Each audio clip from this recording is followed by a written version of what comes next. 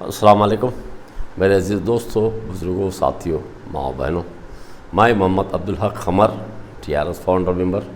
اور vice president تحریک مسلم شبان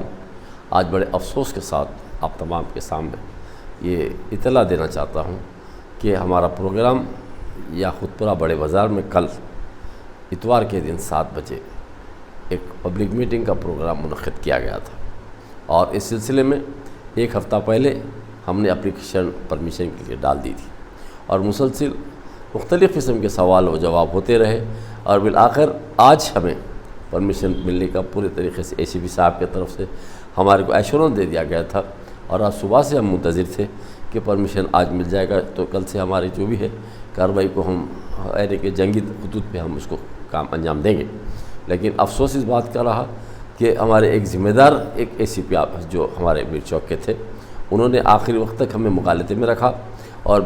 آخر میں انہوں نے ہمیں 9 بج کے کچھ وقت پر انہوں نے یہ بات کا ہمارے کو دھوکے میں رکھتے ہوئے یہ بتا دیا کہ آپ کا پرمیشن کینسل ہو گیا ہے۔ اور جب ہمیں ریجیکشن لیٹر ہاتھ میں ملا تو بڑے افسوس ہوا کہ ہم چاہتے کیا تھے۔ ہم تو یہ چاہ رہے تھے کہ جو موجودہ حالات میں ہمارے ساتھ جو ناانصافیاں ہو رہے ہیں، اور ہمارے اپنی کمیونٹی کے ساتھ جو ناانصافی ہو رہی ہے، چاہے وہ سارے ہندوستان میں لے لو، یا الیکشن کے سلسلے میں لے لو، یا مثال کے طور پہ اوقافی جائیدادوں کے تعلق سے لے لو، یا وقتیہ جو حالات یعنی کہ کرناٹک کے جو چل رہے ہیں، یہ تمام چیزوں میں جو کرناٹک ہائی کورٹ کا جو آیا تھا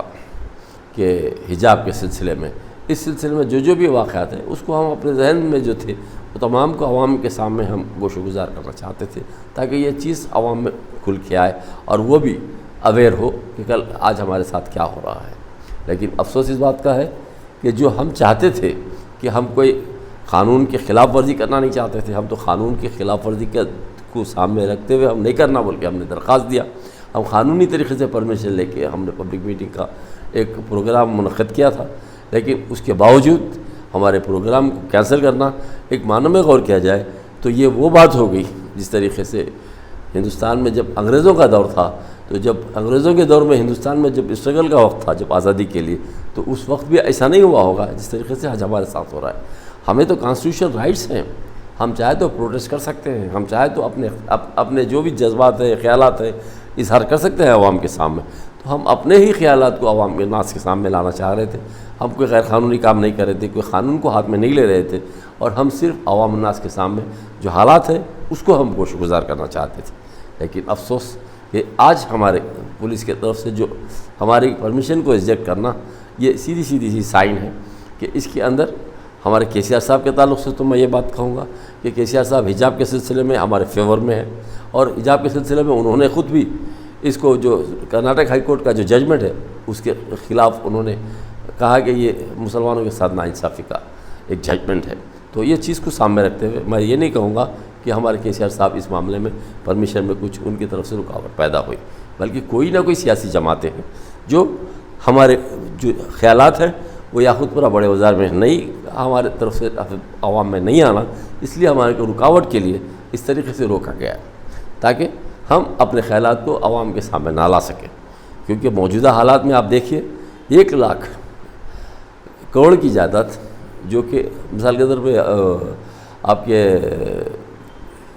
جو حسین شاہ ولی کی درگاہ کی، ویپرو کی، لائمکو ہل کی، تمام جائیدادوں کے تعلق سے آپ جانتے ہیں کہ جو چیز ہم جیتے تھے اس کو ہم نے ہارا، اور ہارنے کی وجہ کیا ہے دیکھتے ہیں کہ آپ کے سامنے سپریم کورٹ میں 2 ہی تو فریق تھے، ایک تو گورنمنٹ آف تلنگانہ تھی، اور دوسرا کیا ہمارے وقف بورڈ تھا۔ وقف بورڈ گورنمنٹ آف تلنگانہ کے ماتحت رہتا ہے، تو ظاہر سی بات ہے گورنمنٹ آف تلنگانہ کے مقابلے میں وقف بورڈ اس کے تحت کام کرے گا۔ تو سیدھی بات ہے کہ گورنمنٹ کی نیت خراب تھی، اسی کے نتیجہ تھا کہ ہماری جو جائیداد تھی وہ نقصان ہوئی۔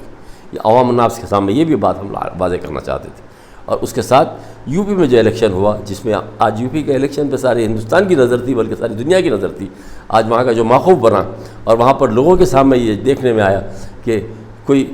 ہرانے والا کوئی دوسرا نہیں تھا۔ ہمارے ہی قوم کے لوگ، ہمارے ہی مسلمانوں کو ڈیوائڈ اینڈ رول کی پالیسی اختیار کیے، جہاں پر ہماری میجارٹی تھی ان کو، ہمارے مسلمانوں کو تقسیم کیے، اور اپنے پرووکیٹیو اسپیچز کا نتیجہ تھا کہ جو نان مائنورٹی کے لوگ تھے ان کو کنسالیڈیٹ کر کے ایک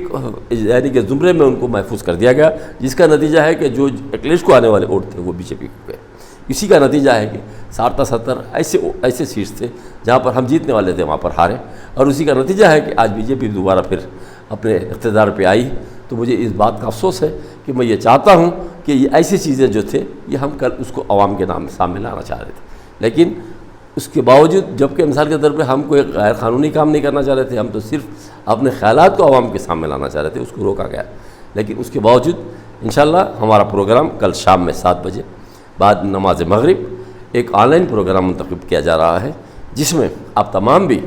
اپنے طرف سے آپ سوچ دیکھ سکتے ہیں اور سن سکتے ہیں، اور جس طریقے سے پبلک میٹنگ میں آپ لوگ آنا چاہ رہے تھے اسی طریقے سے پبلک میٹنگ میں آ رہے سمجھ کے آپ آن لائن پہ آ کے دیکھیے اور سنیے کہ ہمارا کیا خیالات تھے، ہم کیا چاہ رہے تھے۔ السلام علیکم۔